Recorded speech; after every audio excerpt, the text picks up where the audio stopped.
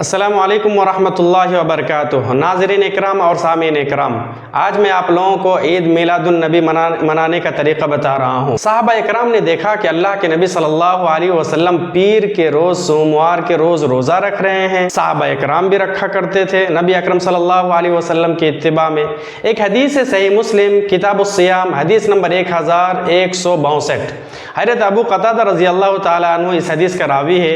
انہوں نے نبی اکرم صلی اللہ علیہ وسلم سے پوچھا، حدیث کے الفاظ یہ ہے، سئل عن صوم الاثنین، یعنی سوموار کے دن روزہ رکھنے کے بارے میں اللہ کے نبی صلی اللہ علیہ وسلم سے سوال کیا گیا۔ نبی اکرم سے پوچھا کہ اللہ کے نبی آپ سوموار کے دن پیر کے دن روزہ رکھتے ہیں کیوں؟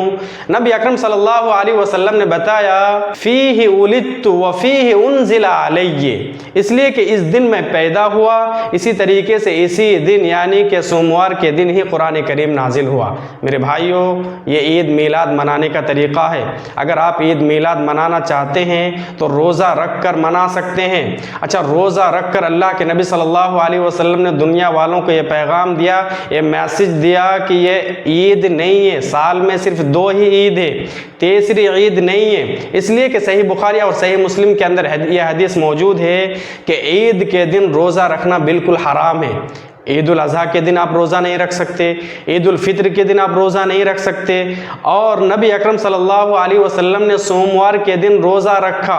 اس کا مطلب یہ ہے کہ قرآن اور حدیث کے اندر تیسری عید کا کوئی وجود نہیں ہے۔